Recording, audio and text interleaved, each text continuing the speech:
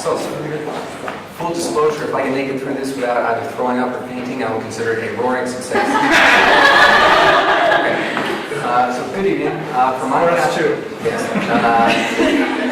For my capstone project, I analyzed a rural development policy of the Colombian government that sought to connect smallholder farmer groups to markets. To understand some of the motivation behind this policy, it's necessary to know a little bit about the context of the history that smallholder farmers in Colombia are facing.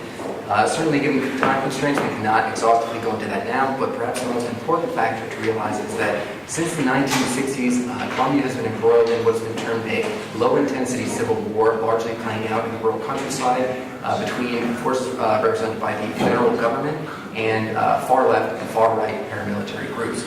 The effect that this has had on smallholder livelihoods has, in a word, been disastrous.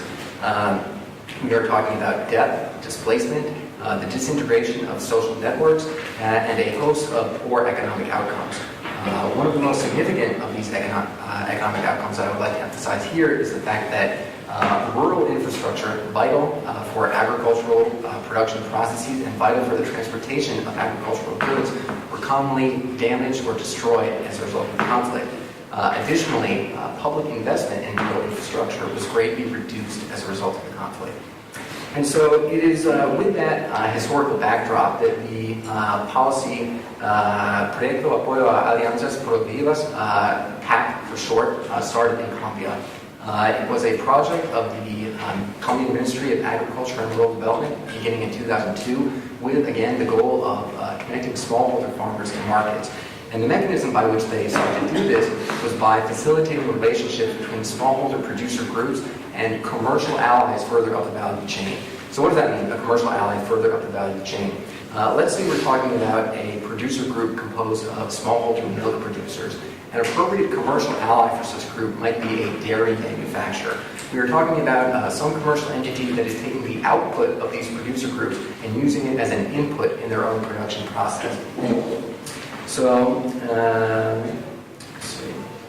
essentially, the International Center for Tropical Agriculture has been assigned with the monitoring and evaluation duties associated with the PAP program, and they've been doing that since 2009.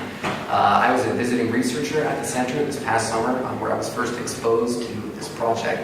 And one of the things that really struck me during my analysis was the fact that there was not really much of an effort to incorporate spatial elements into understanding variance in experiences that producer groups had within the program.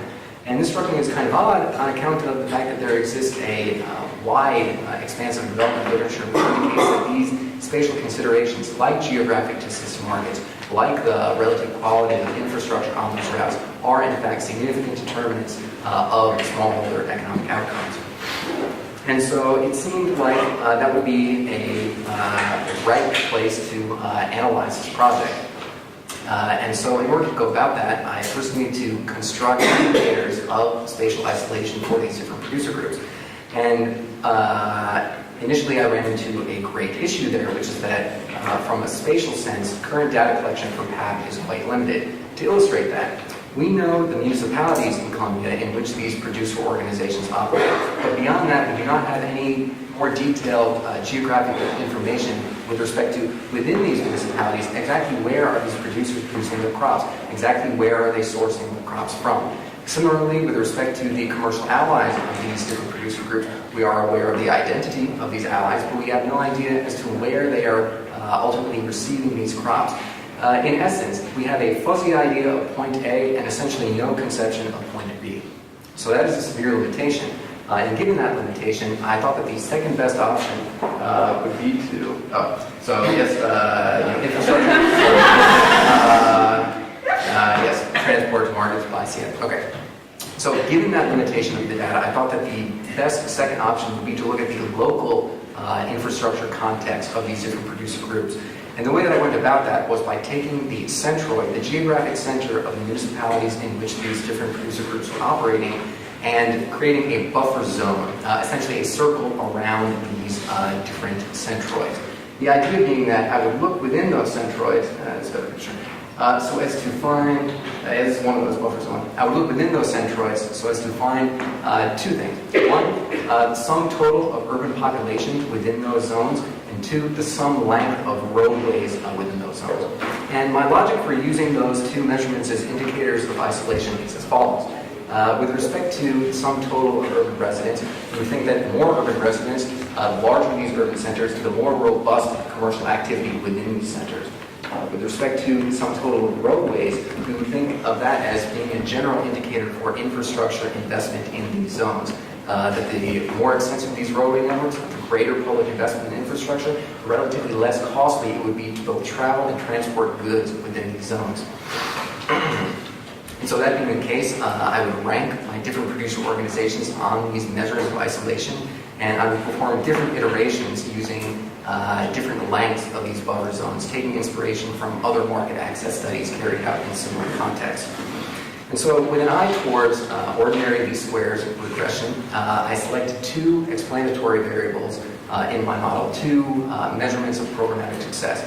One being the growth of per capita growth of production yield over time. The second being per capita growth of sales value over time, agricultural sales value. And the reason why I was looking at growth terms as opposed to some indicator in a given year is because it is those growth terms that really capture the experience of these different producer groups during the process of their participation in the program, rather than capturing, for example, some disparities that they brought to the program. And so ensuring that my data met the necessary assumptions for doing OLS regressions, applying appropriate controls, I performed these regressions. And so what did my results tell me? Unfortunately, not very much. The main constraint here I found was that when you are doing a growth calculation, there are 2 things that you need. You need some indicator in a baseline year, some non-zero value, and then you need some subsequent value in a year further along. This is a pretty low bar, okay? Nevertheless, of the 500 or so operational alliances that I was looking at, only a little over 100 met this criteria. And so certainly the dramatic drop in sample size that I was dealing with reduced the explanatory power of my model. Additionally, it might be the case that my analysis was somewhat doomed from the start. And the reason why I say that is because these really important spatial questions of where are the crops coming from, where are they going to, how did they get there, who took them, those all remained unanswered. And because I didn't have those answers, I was obliged to look at that local context. And perhaps it's the case that that localized infrastructure context becomes less and less relevant the further the distance is that crop travels from the point of origin to the point of destination. This being said, looking to the future, PAP has a 3rd phase on the horizon, and decision makers within the Colombian government have emphasized that they are open to allocating greater resources towards data collection. And so I will certainly be advocating amongst my former colleagues at the International Center for Tropical Agriculture charged with this data collection to try and incorporate greater spatial elements in their collection so as to, in the future, potentially be able to have a better understanding as to how producer group isolation from markets might affect their programmatic experiences under PAP. So, thank you very much.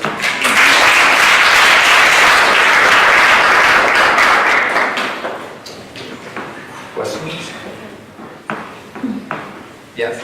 How much do you feel, as a foreign flown into performance analysis, felt that it inhibited or limited your ability to have an effective opinion?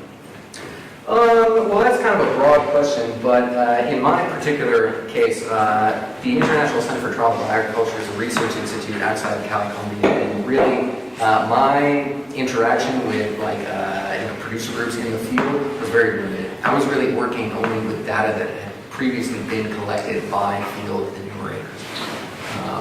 So I would say certainly there are factors that I, as a non-Colombian, might be unaware of that might have been important influencing factors in these processes that I'm examining, but beyond that.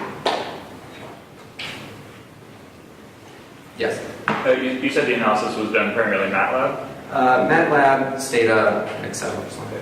And was there a specific reason for making the kind of region of interest circular? Is that just because it's simplest, because it's like a single radius, or does that relate to like something about the scenario? More, this was, I was kind of following guidance in other similar literature that I was looking at. Thank Yes. So are you gonna be using this research in, like, to further the study at all, or is that gonna be used? Well, it's really not up to me as a non-employee of the International Center for Drama of Agriculture, but I can do my best to communicate with my former colleagues, my former supervisors, and really try and walk them through my results and hopefully influence things in the future. Yes? How does that relate to some COD, and can you refute or support some hypotheses? What do people say about it? What do people say about it before and now you relate to what just done? Well, certainly the literature suggests that the more isolated producers, the poorer economic outcomes we would expect to see. But it's important to note that in my analysis, even if I were to find a significant relationship between the two, between my indicators of isolation and these performance indicators, it would not necessarily be indicative of a causal relationship between the two, but rather just some association by which you could analyze and see, oh, it looks as if this is the pattern that more isolated producers experience worser performance outcomes. And we can investigate that further and possibly allocate more resources. But it wouldn't necessarily say that isolation per se is the true causal factor. Yes? How did you account for geography in terms of like topography, other elements like that? Well, essentially,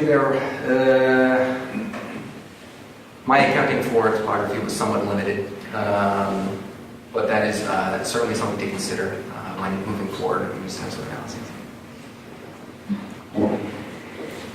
Yes? So did they all say these are all the same crops or the different crops? And No. Does that make a difference in terms of how the...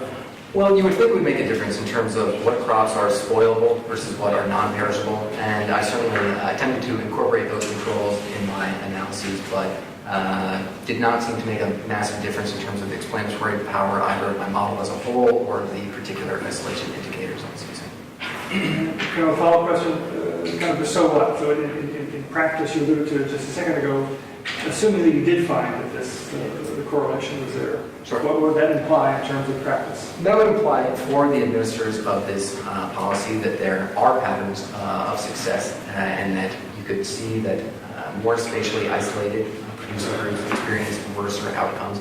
And as I was saying to Professor Gilbert, while that wouldn't necessarily tell you exactly what you need to do, it would tell you that you should investigate further as to what's going on in these more isolated producer groups, understand why they're performing more poorly, and to try and reallocate resources to narrow that gap.